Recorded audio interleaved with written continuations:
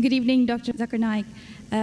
This is Mary. I'm a Christian and a banker by profession. My question for you is based on your statement that nowhere in the Bible it's mentioned that Jesus Christ is the Son of God. And based on my knowledge and understanding of Bible, I have picked up two verses to quote, and I would like only your clarification in the light of Islam. The first one is Matthew chapter 3, verse number 17. And lo, a voice from heaven saying, "This is my beloved Son, in whom I am well pleased." The second is John chapter 3, verse number 16. For God so loved the world that he gave his only begotten Son. So whosoever shall believe in him shall not die but have everlasting life. That's right. You don't have to tell him this verse, it's enough to tell you the whole life. Sister, just to correct your statement, you made a question saying that I said that nowhere in the Bible it says that Jesus is Son of God. I never said that nowhere in the Bible is it mentioned that Jesus is Son of God. I said there is not a single unequivocal statement in the complete Bible. There is not a single unambiguous statement in the complete Bible where Jesus Christ, peace be upon him, himself says that I am God, or where he says worship me. I never said the Bible does not say Jesus is Son of God. What I said, there is not a single unambiguous statement, not a single unequivocal statement in the complete Bible where Jesus Christ, peace be upon him, himself says that I am God, or where he says worship me. If you point out any such two statements, I'm ready to accept Christianity. If your question assumes that Son of God means Jesus is God, very well, I'll reply to your question. Many Christians think that just by the statement Son of God means Jesus is God. Sister, do you know in the Bible, Adam is Son of God, Ephraim is Son of God, Israel is Son of God. God has got sons by the tons in the Bible. That means you haven't read your Bible, sister. So do you mean to say all of them are gods? Is Adam God? Is Ephraim God? Is Israel God? No. Son of God, sister, is a statement used if you read Romans chapter number 8, verse number 14. All those that are led by the Spirit of God, they are sons of God. Means if you follow the commandment of God, if I follow the commandment of God, I am a son of God. In this way, undoubtedly, Jesus Christ, peace be upon him, verily is the most beloved Son of God. Meaning, he is following the commandment of God. I have got no problem at all. If you say Son of God means persons who follow the commandments of God, like it's mentioned in Romans, all those who are led by the Spirit of God, they are sons of God. If I follow the commandment of God, you follow the commandment of God, we are called children of God. Very innocent statement, no problem. So as far as your Matthew is concerned, 3:17 I have clarified. Now coming to your second quotation of Gospel of John chapter 3 verse number 16. But what the Christian missionaries say, no, brother Zakir, Jesus Christ, peace be upon him, is not a normal son. He is the begotten Son of God. And they quote Gospel of John, chapter number 3, verse number 16. For God so loved the world that he gave his only begotten Son. Whosoever believeth in him shall not die, but have everlasting life. Sister, simple question. What is the meaning of the word begotten? He has given it.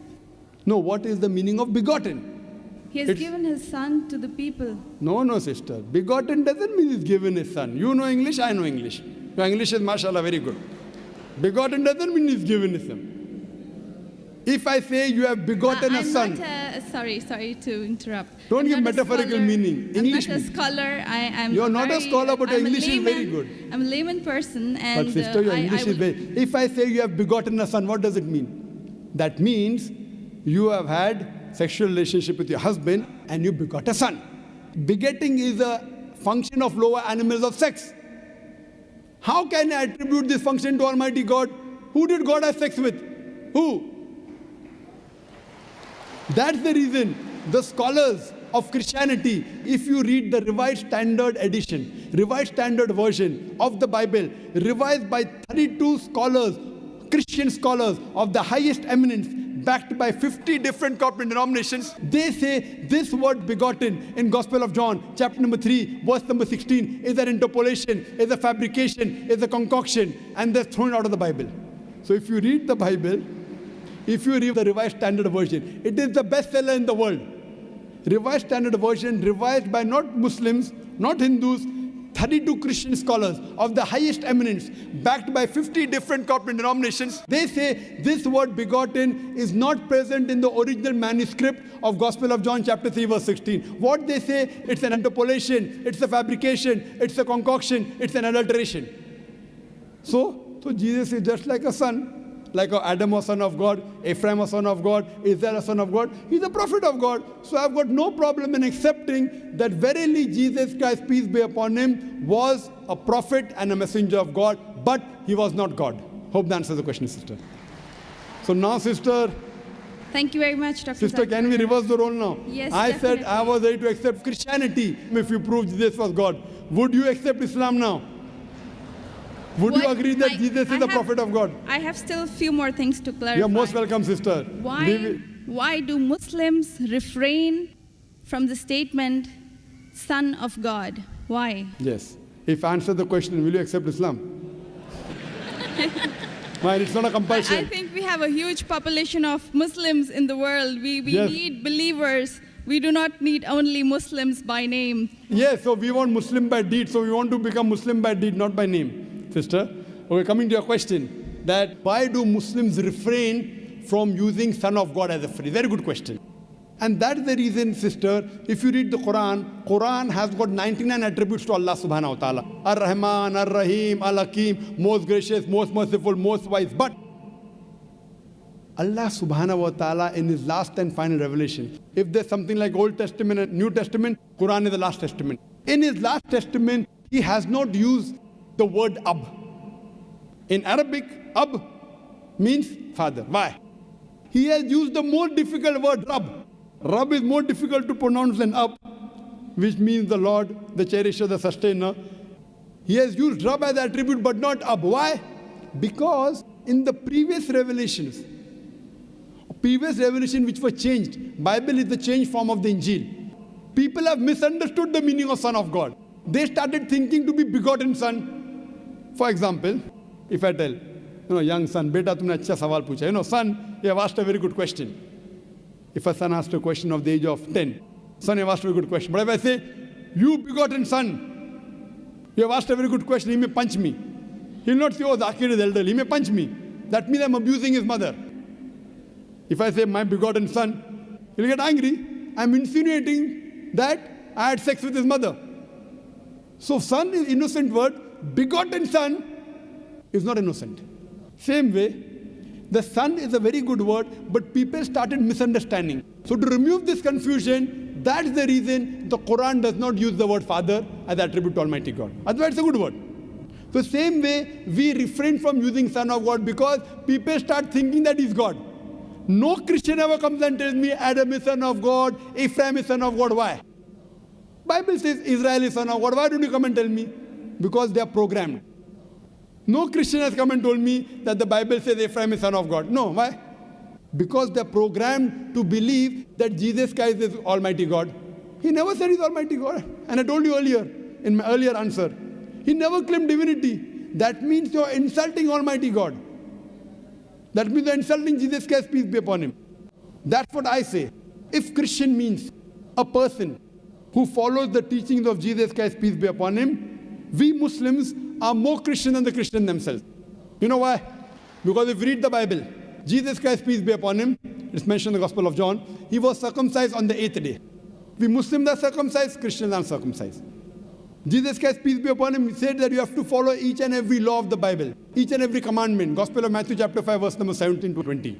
If you break one law or jittle from the commandment, you shall not enter the kingdom of heaven. If you go to the Old Testament, clearly says in the book of Leviticus, chapter number 11, verse number 7 to 8. In the book of Deuteronomy, chapter number 14, verse number 8. In the book of Isaiah, chapter 65, verse number 2 to 5, that you shall not have pork. Muslims don't have pork, but Christians have pork. So if Christian means a person who follows the teachings of Jesus Christ, peace be upon him, we Muslims are more Christian than the Christians themselves. The Bible says in the book of Ephesians, chapter number 5, verse number 18, that thou shalt not have wine. It's mentioned in the book of Proverbs, chapter number 20, verse number 1.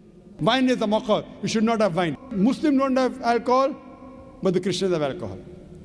Further, if you analyze, there are various references I can give you. So if Christian means one who follows the teachings of Jesus Christ, peace be upon him, I say that I am more Christian than the Christian themselves. If you become a Muslim, you are a more better practicing Christian than the so-called namesake Christians. Yes, sister. Can I ask something? Sure, yeah. Right. You're most welcome, sister. I would not like to cross-question or criticize your statement. Sister, you're most welcome to cross-question me. You're most welcome to criticize me. I love it. Unless a person doesn't cross-examine. See, suppose I want to prove something. If I say this is the best, I want to check it out whether it's best or not. That's right. Because a logical person, so please, sister, cross-examine me, criticize me, attack me. Once you're convinced, then you accept it. Yes, sister, go ahead. I will definitely not intend to do something like this. The object of questioning more is to know more so that I know what I follow is right. That's all. Thank you very much. Sister can ask any question, no problem. You're most welcome. Whether your intention is very good, but I went to the extent of saying even your intention is bad, no problem. But your intention is very good, sister. So you can ask any questions and you don't have to accept Islam. No one can force you. Quran says, La ikraha fid din. There's no compulsion in religion. Truth stands out clear from error. So don't think that if I answer a question, you have to accept. On the day of judgment, only give the evidence that I gave you the answer. Yes, sister. Any questions? Thank you very much. Yes, sister. You said that we Muslims are better Christians than the actual Christians.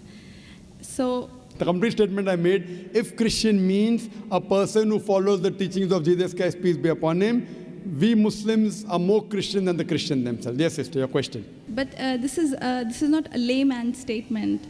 I do not have a specialized knowledge of Islam and as well as Christianity. And you can ask the doctors of divinity whether I'm saying is right or wrong. Yes, sister. Thank you very much, Dr. Naik. So what is the question that? That was my question, that why did you mention that we Muslims are better Christians than the actual Christians? When I said that, why did I say that? I think this is beyond my thinking, that why would a Muslim call himself a Christian? No, correct. Why? Because we love Jesus Christ, peace be upon him. We love him more than you. We love him, we respect him, we revere him, but we don't worship him. The reason I said this because I love Jesus Christ, peace be upon him. I respect him, I revere him, but I don't worship him. Because he never told me to worship him. If he would have told me to worship him, I would have worshipped him. So that's the reason I say, if Christian means a person who follows the teachings of Jesus Christ, peace be upon him, I'm more Christian than the Christian themselves.